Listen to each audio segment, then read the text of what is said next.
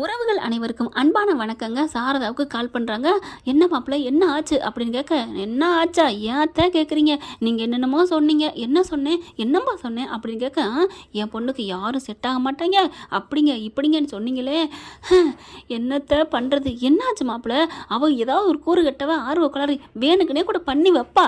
ஐயோ அப்படிலாம் வேணுக்கெல்லாம் பண்ணலத்த, அவன் வந்தவனும் சாந்த சொருவி போல இருக்கு, அப்படி பேசிட்டான். ரெண்டு பேரும் அப்படி தான் சிரிச்சு சிரிச்சு பேசி, அதுவும் எங்கே தெரியுமா, எங்கே மாப்பிள்ள, அவள் காஃபி ஷாப்புக்கெலாம் போகலை, எங்கே ஒரு எந்த பெரிய இடம்லாம் போகலை, அதுவும் சூப்பர் இடம் பெரிய இடம் சொல்லிட்டு தெரு முனையில் ஒரு டீ கடையில் நின்று தனியாக நின்று வெளியில் நின்று பேசிக்கிட்டு ரோட்டோரத்தில் ரெண்டு பேரும் சம்மந்தம் பேசிக்கிட்டு இருக்குதுங்க. என்ன மாப்பிள்ள சொல்கிறீங்க, இந்தளவுக்கு அவள் தைரியம் வந்துருச்சா, துணிச்சல் வந்துருச்சா? அத்தை என்னத்தை பேசுகிறீங்க, ஒரு கல்யாணத்தை பண்ணவ வீட்டுக்கு தெரியாமல் நீங்கள் போயிட்டு ஆமாம் மாப்பிள்ள அதுவும் சரிதான் அப்படிங்கிறாங்க. அதை விட கொடுமை என்ன தெரியுமா, என் தாத்தா ஐடியா கொடுத்து அவளை பார்க்க போகணுமே, மாப்பிள்ளை கூட என்ன பேசுவாளோ தெரியலையேன்னு பயத்தில் இருந்த எனக்கு அந்த பொண்ணை வர சொல்லி பேச போனோம்னு போடான்னு அங்கே தாத்தா சொன்னார். அங்கே போனால் அந்த பொண்ணு அதை விட நல்ல பொண்ணாக இருக்குது மாப்பிள்ளை அப்படின்னு சொல்ல, அத்தை நான் அவங்களோட குணத்தை சொன்னேன் அத்தை, நல்ல பிள்ளைன்னு, நல்லவங்கன்னு சொல்கிற எல்லாத்தையும் நான் மனசில் ஏற்றுக்க முடியுமா? காதலிங்கிறது எனக்கு ஒன்றே ஒன்று, அது உங்கள் பொண்ணு காவேரி மட்டும்தான் அத்தை. அப்பாடா இப்போதான் மாப்பிள்ளை எனக்கு மூச்சு வந்துச்சு அப்படிங்கிறாங்க. நீங்கள் அதெல்லாம் பயப்படாதீங்க அத்தை, என்னத்தை நீங்கள் என்ன போய் இப்படி சேச்சா அப்பெல்லாம் இல்லை, நீங்கள் நல்லவன்னு சொன்னோன்னு எனக்கு பயம் வந்துருச்சு. எப்படி நீங்கள் பயப்பட போச்சு, அவன் நல்லவேன்னு உங்கள் பொண்ணு தான் சொல்லுது, நான் அந்த பொண்ணை சந்தேகப்படுவேனா? ஆமாம்ல, நீங்கள் ரெண்டு பேரும் கான்ஃபிடெண்ட்டாக இருக்கீங்க, ஆனால் எனக்கு தான் அப்போல்லாம் நீங்களும் இருக்கணும், எதையும் நினைக்கப்படாது. இந்த விஜய்க்கு காவேரி தான், காவேரிக்கு விஜய் தான், வீக்கா தான். என்ன ஃப்ரெண்ட், விஜய் சொன்னது சரியா தப்பா காமெண்ட்ஸில் சொல்லிடுங்க ஃப்ரெண்ட்ஸ். இப்போ வந்துக்கிட்டு இருக்கா உங்கள் மகிட்ட என்னன்னு கேளுங்க. அப்படியே சிரிச்சு சிரிச்சு அந்த மாப்பிள்ளை தான் பிடிச்சிருக்கான் வச்சிருக்கான் என்கிட்டயே சொல்கிறாத்த, எனக்கு எப்படி இருந்துச்சு தெரியுமா, விடுங்க மாப்பிள்ளை நான் பார்த்துக்கிறேன் அப்படின்னு சொல்ல, வந்துட்டா வைங்க போனேன் அப்படின்னு சொல்லிட்டு உள்ளுக்க போயில, ஏய் இங்கே வாடி அப்படின்னு சொல்ல, என்னம்மா என்னடி ஆஹா அப்படின்னு சொல்லி சிரிக்க, என்னடி கூப்பிட்டேன் சிரிக்கிற? இல்லைம்மா நானே உங்ககிட்ட வந்து சொல்லலான் இருந்தேன், நீ ஏன் வந்து கூப்பிட்டுட்ட, ஐயோ எங்கள் அம்மா ஐ லவ் யூம்மா அப்படின்னு முத்தம் கொடுக்க, அம்மா உம்மான்னு கொடுக்க, என்னடி எதுக்கடி இப்படி எனக்கு முத்தம் கொடுக்குற, ஏன்டி இப்படிலாம் பண்ணுற அப்படின்னு சாரதா கேட்க, அம்மா எனக்கு சந்தோஷம் அப்படின்னு சாரதாவை தூக்கிக்கிட்டு அப்படியே சோபா வச்சு சுற்றுதுங்க. அப்படி விடுறி விடு விடு அப்படின்னு சொல்ல, அம்மா உனக்கு ஒன்று தெரியுமா, அந்த மாப்பிள்ளை எனக்கு செட் ஆயிடுச்சு. என்னடி சொல்கிற? ஆமாம்மா நீ பார்த்தியே எனக்கு ஒரு மாப்பிள்ளை, அதுவும் பிடிக்கல, இந்த விஜய் தம்பின்னு சொன்னில்ல, அந்த தம்பியும் எனக்கு பிடிக்கல, ஆனால் நானாக பார்த்த மாப்பிள்ளை எனக்கு ரொம்ப பிடிச்சிருச்சுமா, தம்பின்னா தம்பி தங்க கம்பிம்மா, நீ வேணா பார்த்தேன்னு வச்சுக்கேன், இவர் என்ன அவர் அந்த விஜய் வேணா எவனு வேணா, இவர் தான் உனக்கு வேணும்னு சொல்லுவம்மா. அடி பாவி உன் புருஷனை வேணான்ட்டு எவனையோ பிடிச்சிருக்குங்கிறாளே, அடியே காவேரி ஒன்றுமே இப்படி ஆடி போகணும் அப்படின்னு மனசில் நினச்சிக்கிறாங்க. அதுக்கப்புறம் கடவுளே இப்போ நான் என்ன பண்ணுவேன் அப்படிங்கல, சரிடி அந்த மாப்பிள்ளை நீ பார்த்தா மட்டும் போதுமா, நீனு பார்க்கணுமா, நான் வர சொல்லிட்டேன், நம்ம வீட்டு அட்ரஸும் கொடுத்துருக்கேன், நாளைக்கு வருவாருமா, வந்தால் பேசு பாரு, உனக்கும் பிடிக்கும். சும்மா நீனா சொல்லாத, எனக்கு பிடிக்கணும், என் பிள்ளைய நல்லா வச்சு வாழ்வானான்னு எனக்கு தெரிஞ்சுக்கணும் அப்படி சொல்ல, அதெல்லாம் வாழ்வேம்மா, அதெல்லாம் நல்ல மாப்பிள்ளமா குணம், நான் என்ன பேசினாலும் ஆமான்னு சொல்கிறானா, அதை விட என்ன மாப்பிள்ளை வேணும், என்ன குவாலிட்டி வேணும் அப்படின்னு சொல்ல, சரிடி வரட்டுண்டி அப்படின்னு சொல்லிடுறாங்க. உடனே கால் பண்ணி, இங்கே பாருங்கள் எங்கள் அம்மா கிட்ட சொல்லிட்டேன் உங்களை, நான் எனக்கு ரொம்ப பிடிச்சிருக்குன்னு, அவங்களும் வர சொல்லிட்டாங்க, நாளைக்கு வந்துடுறீங்களா அப்படின்னு சொல்ல, வந்துடுறேன் காவேரி அப்படின்னு அவனு சொல்ல, வந்துடுறேன் காவேரியாமே அப்படின்னு சாரதா பழிக்கிறாங்க. அதாவது ஸ்பீக்கரில் இருக்கிறதுனால காவேரி போன கையோட மறுபடியும் ஃபோன் அடித்து இதுங்க ரெண்டும் பேசுகிறாங்க. இவங்களோட கூட்டணி தாங்க, காம்போ தாங்க நல்லா போயிட்டுருக்கு. என்ன சொன்னான் மாப்பிள்ளை, அவனை வர சொல்லிட்டா மாப்பிள்ளை, நாளைக்கு வந்து பேச போகிறாளாமே. ஐயோ அத்தை என்னத்தை பண்ணுறது, வந்து பேசி முடிச்சுட்டா உடனே ஒத்த கால நிற்பாலே ஆர்வ கோளாறு அப்படிங்கிறாங்க. இப்போ ஒன்றும் புரியலையே, என்ன ஐடியா பண்ணலாம்? அத்தை எனக்கு ஒரு ஐடியா அப்படின்னு சொல்லிட்டு, என்ன அவங்கள்ட்ட அட்ரஸ் வாங்கித்தாங்களே அப்படின்னு சொல்கிறாங்க. வாங்கித்தரேன் இது விட இது செய்யணும்னா நான் எதுக்கு இருக்கேன் அப்படின்னு போனை வச்சுட்டு, ஏண்டி காவேரி அந்த பையன் இங்கே வர்றது இருக்கட்டும், நம்ம போய் அவனை பார்க்க வேணாமாடி அப்படின்னு சொல்ல, அவனையா, அதெல்லாம் வேணாம், அவர் வரட்டும், அவர் அங்கெல்லாம் போய் பார்க்க வேணாம், நம்மளை வந்து பார்த்துட்டு உனக்கு பிடிச்சிருக்குன்னா அதுக்கப்புறம் போவோம், இல்லடி நம்ம போய் பார்ப்ப முடியும் அப்படின்னு சொல்ல, அட சும்மா இருமா, சரிடி அவங்க எங்கேடி இருக்காங்க அப்படிங்கிற ஏரியா அட்ரஸ் எல்லாத்தையும் சொல்கிறாங்க. ஓகே நல்ல ஏரியாவில் தான் இருக்கான். சாரதா கிட்ட அந்த அட்ரஸையும் கலெக்ட் பண்ணிக்கிறாங்க. அதுக்கப்புறம் இன்னைக்கு இருக்கு அவனுக்கு கச்சேரி அப்படின்னு விஜய் கிளம்ப, உடனே சாரதா என்ன பண்ணுறாங்க, மாப்பிள்ளை இப்போ போவேணாம் மாப்பிள்ளை, ஏன் அத்தை இப்போ போனால் நைட்டோட நைட்டாக மனசு மாறிடும், இல்லை எங்கிட்டாவது ஓடி போயிடுவான், அதனால் நாளைக்கு போய் பூஜையை கொடுங்க அப்படின்னு சொல்ல, சரிங்க அத்தை அப்படிங்கிறாங்க. எப்படி கெஞ்சுவீங்களோ என்னன்னு அவன் காலில் விழுவீங்களோ தெரியாது, அவன் வந்து பொண்ணை பிடிக்கலன்னு சொல்லணும், இல்லைன்னா வரவே கூடாமல் ஓடி போகணும் அப்படி சொல்ல, பார்த்துக்கலாம் அத்தை அப்படி சொல்லிட்டு இவர் அட்ரஸை வாங்கி வச்சுக்கிறாரு. காலையில் கரெக்டாக அவன் 10 மணிக்கு வரேன்னு இருக்கானா, இவர் பார்த்தா 9 9 மணிக்கெலாம் அவங்க வீட்டுக்கு காலிங் பெல் அடிக்க யார் இந்த இந்நேரத்தில் அப்படி சொல்ல வர்றாங்க. உள்ளுக்கு வந்தானே ஏய் நீயா அப்படிங்கிற மாதிரி பார்க்குறாங்க. என்ன சொல்கிறீங்க, நீங்கள் தான் வந்தீங்கல்ல அப்படி சொல்ல ஓ அப்படியா உங்களோட தானே நான் கொடுத்துருந்தேன், ஆமாம் அப்படி சொல்லிட்டு வாங்க உட்காருவாங்க வாங்க அப்படி சொல்ல போய் உட்காடுறாங்க. அப்புறம் எங்கே கிளம்புற மாதிரி இருக்குது அப்படின்னு விஜய் கேட்க நான் அந்த காவேரி தான் வர சொல்லியிருக்காங்க, பொண்ணு பார்க்க போகிறேன். ஓ அந்த பொண்ணு எப்படி என்ன கோணம் எதுவுமே எல்லாமே தெரியுமா, எல்லாமே தெரியுங்க, சூப்பர் பொண்ணு தெரியுமா, எவ்வளோ ஃப்ரீயாக பேசுகிறா தெரியுமா, ஜாலி டைப்பு அப்படின்னு சொல்ல அவளுக்கு ஏற்கனவே கல்யாணம் இருக்குது குழந்தை இருக்குது அது தெரியுமா, என்னது கல்யாணம் இருக்குது குழந்தை இருக்கா, ஏங்க நீங்கள் என்ன அந்த பொண்ணுக்கு எனிமையா அப்படின்னு கேட்க யாரை பார்த்து யாரடா எனிமின்னு சொன்ன அப்படின்னு காலரோட தூக்கிடுறாருங்க. டே என்ன அப்படியே சாந்த சொருபியாக வந்த இப்படிலாம் பண்ணுற, டே நான் போலீஸை கூப்பிடுவேன் அப்படின்னு கத்துறாரு.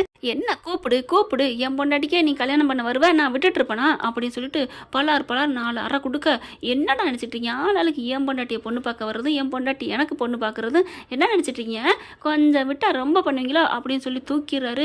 அண்ணே இறக்கி விடுங்கண்ணே, நான் என்னென்ன பண்ணேன் மேட்ரிமோனியில் பார்த்தேன் வந்தேன் அப்படின்னு சொன்னோன்னே அப்போ தாங்க சுயநினைக்கே வராரு. ஐயோ அப்படின்னு இறக்கி விடுறாரு.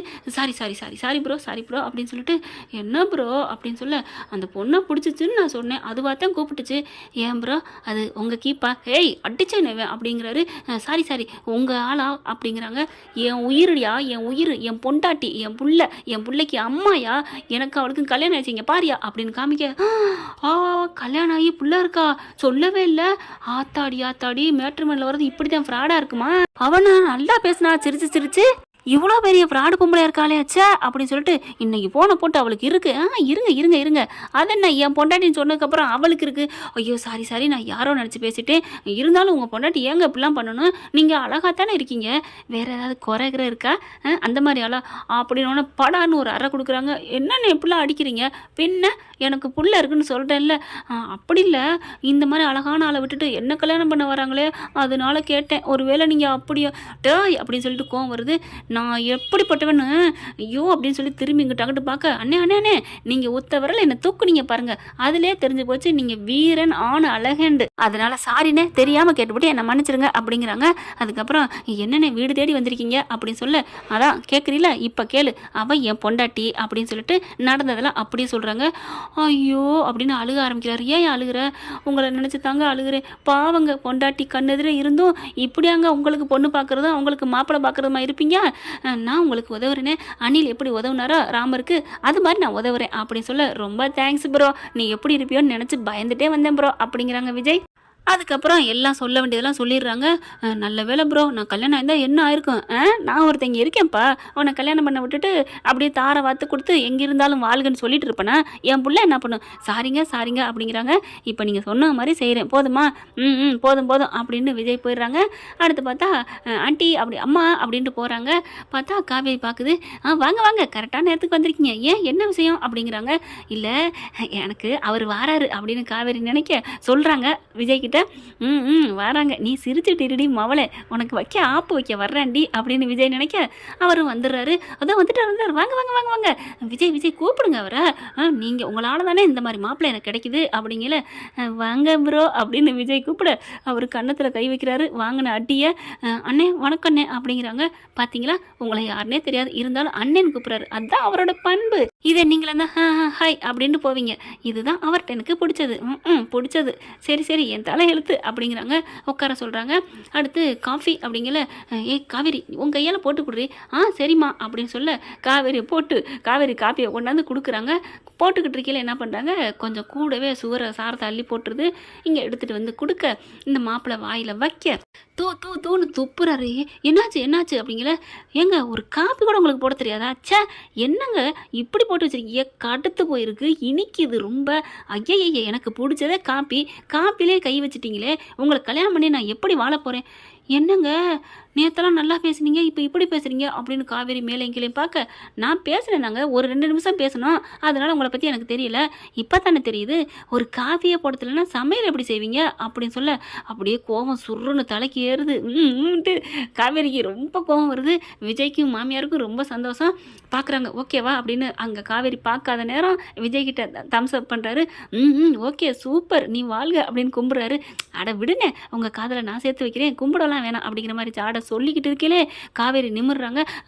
அப்படி டக்குன்னு சுதாரிச்சுக்கிட்டு, காப்பி போட தெரியல உங்களுக்கு, உங்களை கல்யாணம் பண்ணிட்டு நான் என்னத்தை வாழ போகிறேன் அப்படின்னு சொல்ல, நான் வேணா கற்றுக்கிறேன், நல்லா தாங்க இருக்குது காஃபி அப்படின்னு எடுத்து அவங்க குடிக்க கொஞ்சம் இனிப்பாக தான் இருக்குது. என்னது நான் சொல்கிறத ஒத்துக்க மாட்டேங்கிறீங்க, இது 2வது தப்பு. உங்களுக்கு காப்பி போட தெரியாது ஃபஸ்ட்டுனா, இது 2வது. எனக்கு இது சுத்தமாக செட் ஆகுதுங்க. நான் சொல்கிறத சரின்னு சொல்கிற பொண்ணு தான் எனக்கு பொண்டாட்டியாக வரணும்னு நான் நினச்சிட்டு இருக்கேன். நீங்கள் பேசுகிறத பார்த்தா நீங்கள் நினச்சாதான் சட்டம்னு சொல்லுவீங்க போல இருக்கே அப்படின்னு சொல்ல, கோவம் மறுபடியும் காவேரிக்கு ஏறுது. கண்ட்ரோல் கண்ட்ரோல்னு மனசுக்குள்ளே சொல்லிக்க, இங்கே பாருங்கள், நேற்று பேசின மாதிரி நீங்கள் இல்லை. நான் கூட உங்களை நான் ரொம்ப நல்லவர் நினச்சிட்டேன். நீங்கள் நினச்சிங்கிறக்காண்டி எனக்கு பிடிக்காத காப்பியை குடிக்க முடியாது, எனக்கு எழுத்து பேசினா எனக்கு பிடிக்காத மாதிரி நடிக்க முடியாது. எனக்கு பிடிக்கலை அப்படின்னு சொல்ல, இப்போ என்னையா பண்ணணுங்கிற அப்படின்னு கோவம் வர, உன் காப்பி நல்லா இல்லைம்மா, காப்பி அது அப்படின்னு சொல்ல, யோ யாரை பார்த்து காப்பி நல்லா இல்லைங்கிற அப்படின்னு சொன்ன கையோட மூஞ்சில் அப்படியே ஊற்றுறாங்க. ஏம்மா நீலாம் ஒரு மனுஷியா, அம்மாடியை உங்ககிட்ட நான் படாத பாடு பட தெரிஞ்சனே, நல்ல வேலை அந்த கடவுள் என்னை காப்பாற்றிட்டாரு. நீ வேணா உன் சங்காத்தம் வேணா, ஆளை விடுங்க சாமி அப்படின்னு ஓடிடுறாரு. காவேரி பார்க்குது, போடா நீ இல்லைன்னா எனக்கு மாப்பிள்ளையா கிடைக்காது அப்படின்னு சொல்லிட்டு, விஜய் இவன் கிடக்குறான், விஜய் எனக்கு வேறு மாப்பிள்ளை பார்ப்போம், இவன் கிடக்குறான் விஜய்னு அப்பாடா நிம்மதி பெருமூச்சு விடுறாரு. வேறு மாப்பிள்ளை பார்ப்போம் அப்படின்னு, ஐயோ மறுபடியுமா முருங்கம்பரம் ஏறுதே அப்படின்னு பார்க்க சாரதை பார்க்குது. விடுங்க மாப்பிள்ளை எவ்வளவோ பண்ணிட்டான், எத்தனை பேர் வந்தாலும் சரி ஓட விரட்டுவான் அப்படின்னு கையால் அடிச்சுக்கிறாங்க.